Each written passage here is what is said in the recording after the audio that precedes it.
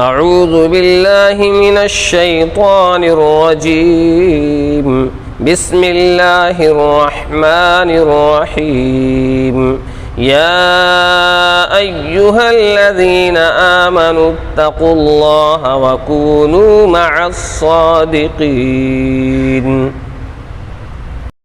ترجمہ: اے ایمان والو، ڈرتے رہو اللہ سے اور رہو ساتھ سچوں کے. خلاصہ تفسیر: اے ایمان والو، اللہ سے ڈرو اور عمل میں سچوں کے ساتھ رہو، یعنی جو نیت اور بات میں سچے ہیں ان کی راہ چلو کہ تم کو بھی صدق اختیار ہو. مسائل و معارف. اس سے پہلے کی آیات میں آ چکا ہے کہ وہ مومنین جو وقتی کاہلی اور سستی کی وجہ سے جہاد میں نہ گئے مگر بعد میں نادم اور تائب ہوئے اور بالآخر ان سب کی توبہ قبول ہو گئی، مگر ان میں پھر دو قسم ہو گئی تھی.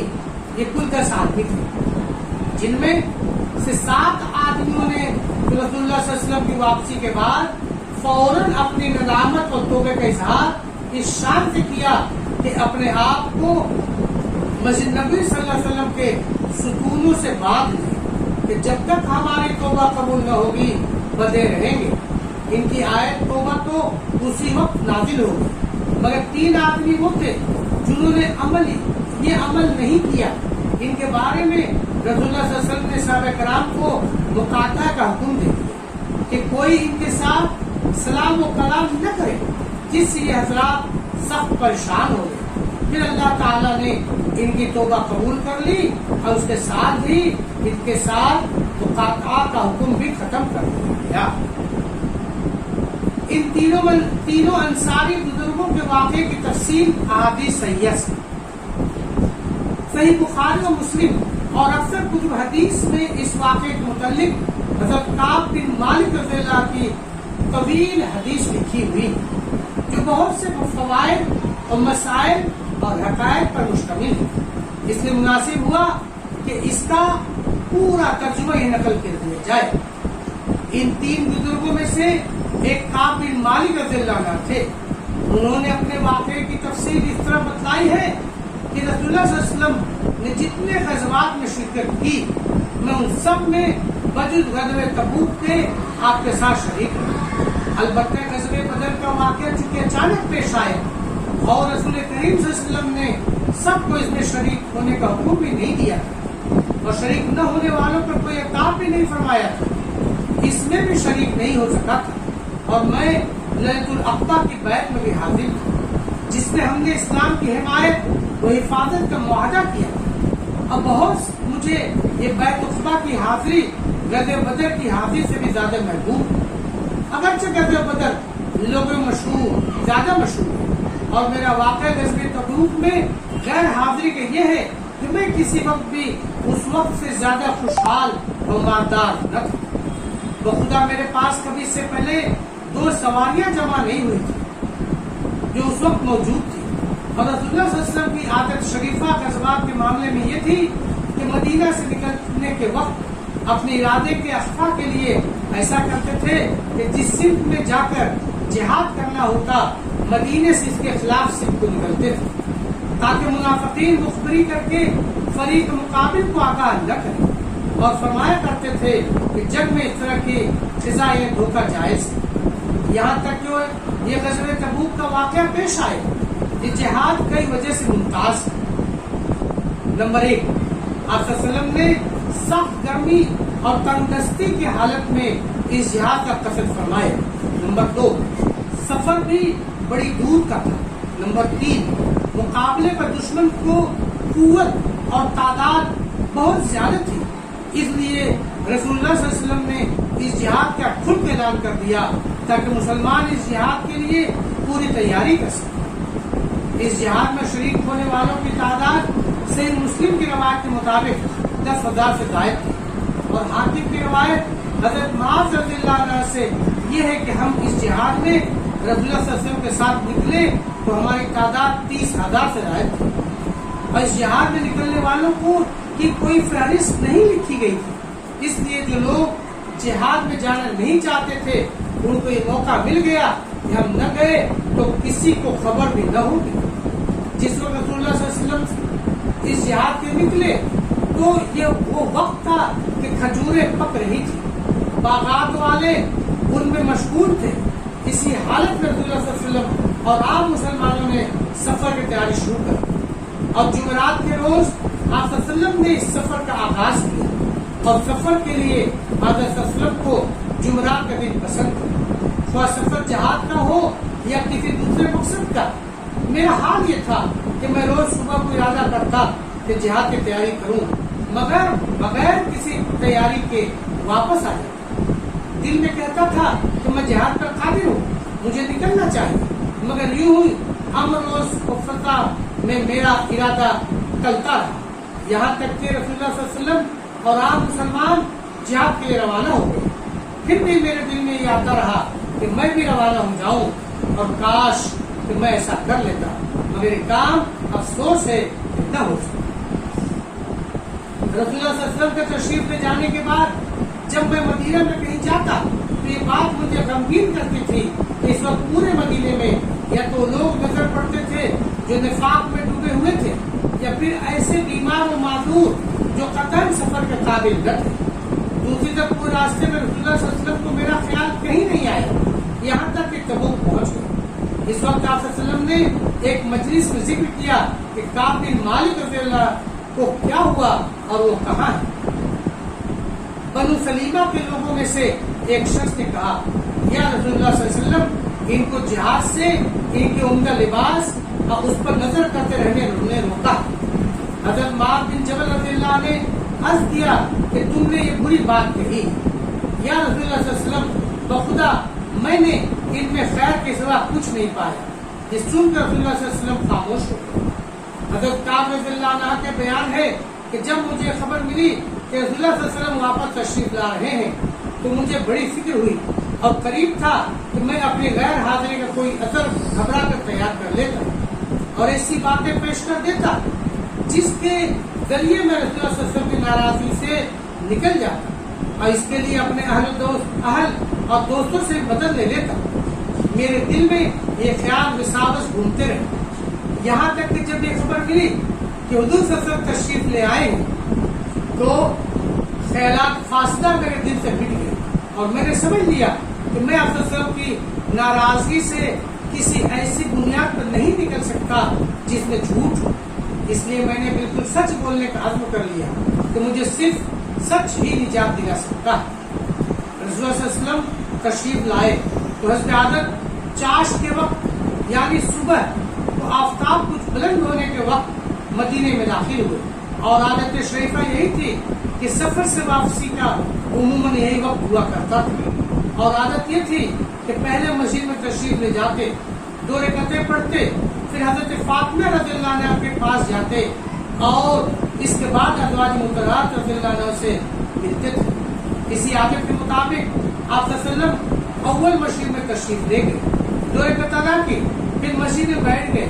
जब लोगों ने देखा कि ग़ज़वे तबूक में न जाने वाले मुनाफ़िकीन जिनकी तादाद 80 से कुछ और ऊपर थी, खिदमत में हाजिर होकर झूठे अज़र पेश करके इस पर झूठी कस्में खाने लगे। रसूलुल्लाह सल्लल्लाहु अलैहि वसल्लम ने इनके ज़ाहिरी कौल और करार और कस्मों को कबूल कर लिया और उनकी बैत कर लिया, उनके लिए दुआ मग़फ़िरत फरमाई और उनके बातनी हालात अल्लाह के सुपुर्द किए। इसी हाल में मैं भी हाजिर खिदमत हो गया और चलते चलते सामने जाकर बैठ गया। जब मैंने सलाम किया तो रसूलुल्लाह सल्लल्लाहु अलैहि वसल्लम ने ऐसा तबस्सुम फरमाया जैसे नाराज आदमी कभी किया करता है। और बाज़ रवायात में है कि रसूलुल्लाह सल्लल्लाहु अलैहि वसल्लम ने अपना रुख फेर लिया तो मैंने अर्ज किया, या रसूलुल्लाह सल्लल्लाहु अलैहि वसल्लम, आप मुझसे चेहरे मुबारक क्यों फेरते हैं? खुदा की कसम मैंने निफाक नहीं किया, न दीन के मामले में किसी शक व शुबे में मुब्तला हुआ, न इसमें कोई तब्दीली की। आप सल्लल्लाहु अलैहि वसल्लम फरमाया कि फिर जिहाद में क्यों नहीं गए? क्या तुमने सवारी नहीं खरीद ली थी? मैंने अर्ज किया, बेशक या रसूलुल्लाह सल्लल्लाहु अलैहि वसल्लम, अगर मैं आप सल्लल्लाहु अलैहि वसल्लम के सिवा दुनिया के दूसरे आदमी के सामने बैठता तो मुझे यकीन है कि मैं कोई असर घड़कर इसकी नाराजगी से बच जाता, क्योंकि मुझे जदाल और बात बनाने में महारत हासिल, लेकिन कसम अल्लाह की मैंने ये समझ लिया कि अगर मैंने आप वसल्लम कोई झूठ बात कही जिससे आप वसल्लम वक्ती तौर पर राजी हो जाए तो कुछ दूर नहीं कि अल्लाह ताला हकीकत हाल आप वसल्लम को खोलकर मुझसे नाराज कर देंगे। और अगर मैंने सच्ची बात बतला दी जिससे बिलफेल आप वसल्लम मुझसे नाराज होंगे तो मुझे उम्मीद है कि अल्लाह ताला मुझे माफ फरमा देगा। सही बात यह है कि जहाज से गायब रहने में मेरा कोई इज़्ज़त नहीं था। मैं किसी वक्त भी माली और जिस्मानी तौर पर इतना कवि और पैसे वाला नहीं हुआ था जितना इस वक्त। रसूलुल्लाह सल्लल्लाहु अलैहि वसल्लम ने फरमाया कि शख्स ने तो सच बोला है। फिर फरमाया कि अच्छा जाओ, यहाँ तक कि अल्लाह ताला तुम्हारे मुतालिक कोई फैसला फरमा दे। मैं यहाँ से उठे चला तो बनी सलमा के चंद आदमी मेरे पीछे लग लिए और कहने लगे, इससे पहले तो हमारे इल्म में तुमने कोई गुनाह नहीं किया, ये तुमने क्या बेवकूफी की कि इस वक्त कोई अजर पेश कर देते जैसे दूसरे मुतलफीन ने पेश किया। तुम्हारे गुनाह की माफी के लिए रसूलुल्लाह सल्लल्लाहु अलैहि वसल्लम का इस्तग़फ़ार करना काफी हो जाता। बखुदा ये लोग मुझे बार बार मलामत करते रहे, यहाँ तक कि मेरे दिल में ये ख्याल आ गया कि मैं लौट जाऊं और फिर जाकर अर्ज करूं कि मैंने जो बात पहले कही थी वो गलत थी, मेरा अजर सही मौजूद था। मगर फिर मैंने दिल में कहा कि मैं एक गुनाह के दो गुनाह न बनाऊं। एक गुनाह तो तकल्लुफ का सरसद हो चुका है, दूसरा गुनाह झूठ बोलने का कर को दूं। फिर मैंने उन लोगों से पूछा कि मुतलफ़िफ़ीन में कोई और भी मेरे साथ है जिसने अपने जुर्म का इतराफ़ कर लिया। उन लोगों ने बतलाया कि दो आदमी और जिन्होंने तुम्हारी तरह इकरार जुर्म कर लिया, और उनको भी वही जवाब दिया गया जो तुम्हें कहा गया कि अल्लाह के फैसले के इक़रार। मैंने पूछा वो दो कौन है? उन्होंने बताया कि एक मरारा बिन रबील उमरी और दूसरे हिलाल बिन उमैया वाक़फ़ी।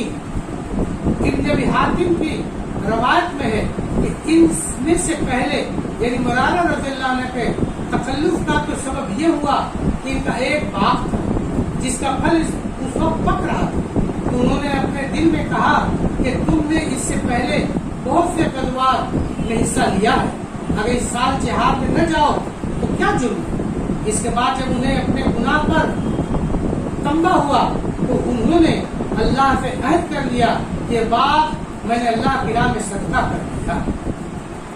दूसरे बुजुर्ग हज़रत हिलाल बिन उमैया का ये वाक़या हुआ कि उनके अहल-ए-याल अरसे से मुतफर्रिक थे। इस मौके पर सब जमा हो गए तो ख्याल किया कि इस साल मैं जिहाद में न जाऊं, अपने अहल-ए-याल में बसर करूं।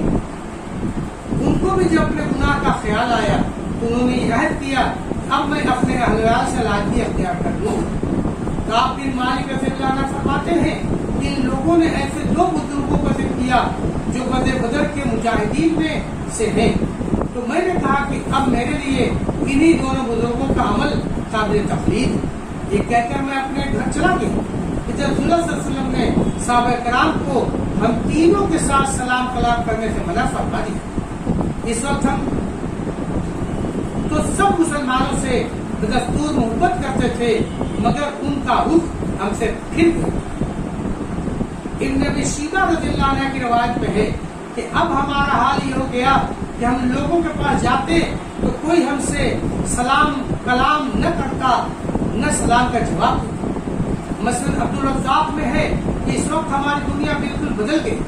ऐसा मालूम होने लगा कि न वो लोग हैं जो पहले थे, न हमारे बाप और मकान वो है जो पहले थे, सब अजनबी नजर आने लगे।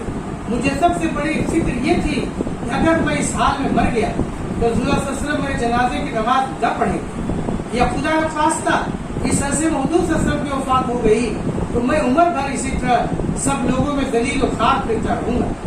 इसकी वजह से मेरे लिए सारी जमीन बेगाना वो वीरान नजर आने लगी। इसी हाल में हम पर 50 रातें गुजर गई। उस जमाने में मेरे दोनों साथी मरारा और हिलाल तो शिकस्ता दिल होकर घर में बैठ रहे और रात दिन रोते थे, लेकिन मैं जवान आदमी था, बाहर निकलता और चलता फिरता था और नमाज में सब मुसलमानों के साथ शरीक होता था और बाजारों में फिरता था, मगर न कोई मुझसे कलाम करता न मेरे सलाम का जवाब देता।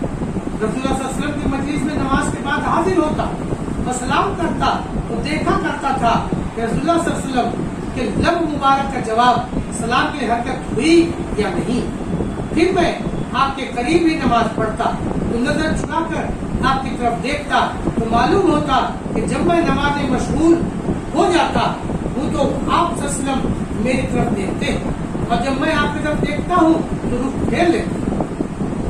جب لوگوں کی یہ بے وفائی دراز ہوئی تو ایک روز میں اپنے چچا داد بھائی قتادہ رضی اللہ عنہ کے پاس گیا جو میرے سب سے زیادہ دوست تھے. میں ان کے باغ میں دیوار پھاڑ کر داخل ہوا, ان کو سلام کیا. خدا کی قسم انہوں نے میرے سلام کا جواب نہ دیا. میں نے پوچھا کہ قتادہ رضی اللہ کیا تم نہیں جانتے کہ میں اللہ تعالیٰ اور رسول اللہ صلی اللہ علیہ وسلم سے محبت رکھتا ہوں؟ اس پر بھی قتادہ نے سکوت کیا, کوئی جواب نہیں. جب میں نے بار یہ سوال دہرایا تو تیسری یا چوتھی مرتبہ انہوں نے صرف اتنا کہا اللہ جانتا ہے اس کا رسول صلی اللہ علیہ وسلم. میں رو پڑا اور اسی طرح دیوار پھاڑ کر باغ سے باہر آیا. اسی زمانے میں ایک روز میں مدینہ کے بازار میں چل رہا تھا کہ اچانک ملک شام کا ایک نبتی شخص جو غلہ فروخت کرنے کے لیے شام سے مدینہ آیا تھا اس کو دیکھا کہ لوگوں سے پوچھ رہا ہے کہ کیا کوئی مجھے کعب بن مالک رضی اللہ عنہ کا پتہ بتا سکتا ہے. لوگوں نے مجھے دیکھ کر میری طرف اشارہ کیا. وہ آدمی میرے پاس آ گیا اور مجھے شاہ غسان کا ایک خط دیا جو ایک ریشمی رومال پر لکھا ہوا تھا جس کا مضمون یہ تھا اما بعد مجھے خبر ملی ہے کہ آپ کے نبی صلی اللہ علیہ وسلم نے آپ سے بے وفائی کی اور آپ کو دور کر رکھا ہے. اللہ تعالیٰ نے تمہیں ذلت اور ہلاکت کی جگہ میں نہیں رکھا. تم اگر ہمارے یہاں آنا پسند کرو تو آ جاؤ, ہم تمہاری مدد کریں گے. میں نے یہ خط پڑھا تو کہا کہ یہ ایک اور میرا امتحان اور آزمائش آئی. اہل کفر کو مجھ سے اسی تمام اور توقع ہو گئی کہ میں ان کے ساتھ مل جاؤں گا. میں یہ خط لے کر آگے بڑھا. ایک دکان پر تنور لگا ہوا تھا, اس میں جھونک دیا.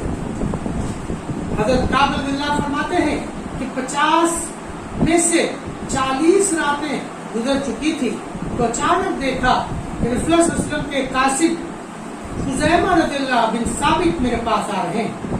آ کر یہ کہا کہ رسول اللہ صلی اللہ علیہ وسلم نے حکم دیا ہے کہ تم اپنی بیوی سے لاحقی اختیار کر لو.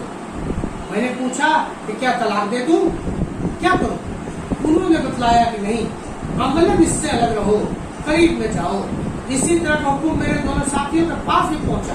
میں نے بیوی سے کہہ دیا کہ تم اپنے میکے میں چلے جاؤ اور وہیں رہو جب تک اللہ تعالیٰ کوئی فیصلہ فرما دے.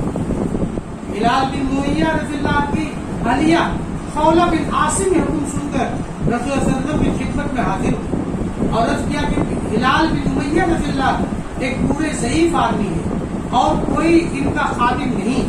ابن شیبہ رضی اللہ کی روایت یہ ہے کہ وہ ضعیف البصر بھی ہے. کہ آپ یہ پسند نہیں فرمائیں گے کہ میں ان کی خدمت کرتی رہوں؟ فرمایا کہ خدمت کرنے کی ممانعت نہیں, البتہ تمہارے پاس نہ جائے.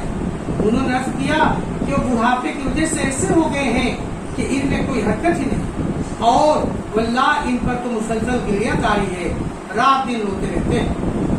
کعب بن مالک رضی اللہ فرماتے ہیں مجھے بھی میرے بعض متعلقین نے مشورہ دیا کہ تم بھی حضرت صلی اللہ علیہ وسلم سے بیوی کو ساتھ رکھنے کی اجازت لے لو جیسا کہ آپ نے ہلال رضی اللہ کو اجازت دی ہے. میں نے کہا کہ میں ایسا نہیں کروں. معلوم نہیں رسول اللہ صلی اللہ علیہ وسلم کیا جواب دے. اس کے علاوہ میں جوان آدمی ہوں, بیوی کو ساتھ رکھنا احتیاط کے خلاف ہے. چونکہ اسی حال پر میں نے 10 راتیں اور گزاری, یہاں تک کہ 50 راتیں مکمل ہوئی. مثلا عبدالرزاق کی روایت میں ہے اس وقت ہماری توبہ رسول اللہ صلی اللہ علیہ وسلم پر 1/3 رات گزرنے کے وقت حاضر ہوئی. ام المومنین حضرت ام سلمہ رضی اللہ عنہ جو اس وقت حاضر تھی انہوں نے عرض کیا کہ اجازت ہو تو کعب بن مالک رضی اللہ عنہ کو اسی وقت کسی خبر کر دی جائے. آپ نے فرمایا کہ ایسا ہوا کبھی لوگوں کا ہجوم ہو جائے گا, رات کی نیند مشکل ہو جائے گی. کعب بن مالک رضی اللہ فرماتے ہیں کہ 50ویں رات کے بعد صبح کی نماز پڑھ کر میں اپنے گھر کی چھت پر بیٹھا تھا اور حالت وہ تھی جس کا ذکر اللہ تعالیٰ نے قرآن میں کیا ہے کہ مجھ پر میری جان اور زمین باوجود وسعت کے کم ہو چکی تھی. اچانک میں نے صلہ پہاڑ کے اوپر سے کسی چلانے والے آدمی کی آواز سنی جو بلند آواز سے کہہ رہا تھا اے کعب بن مالک رضی اللہ بشارت. محمد بن عمرو کی روایت میں ہے کہ یہ بلند آواز سے کہنے والے ابوبکر رضی اللہ عنہ تھے جنہوں نے جب صلح پر چڑھ کر یہ آواز دی کہ اللہ تعالیٰ نے کعب رضی اللہ عنہ کی توبہ قبول فرما لی بشارت. اور عقبہ کی روایت میں ہے کہ یہ خوشخبری کعب رضی اللہ کو سنانے کے لیے 2 آدمی دوڑے. ان میں سے ایک آگے بڑھ گیا تو جو پیچھے رہ گیا تھا اس نے یہ کیا کہ صلح پہاڑ پر چڑھ کر آواز دے دی.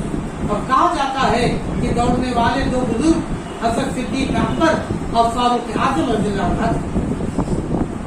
کعب بن مالک رضی اللہ عنہ فرماتے ہیں کہ میں یہ آواز سن کر میں سجدے میں گر گیا اور انتہائی فرحت سے رونے لگا اور مجھے معلوم ہو گیا اب کشادگی آ گئی.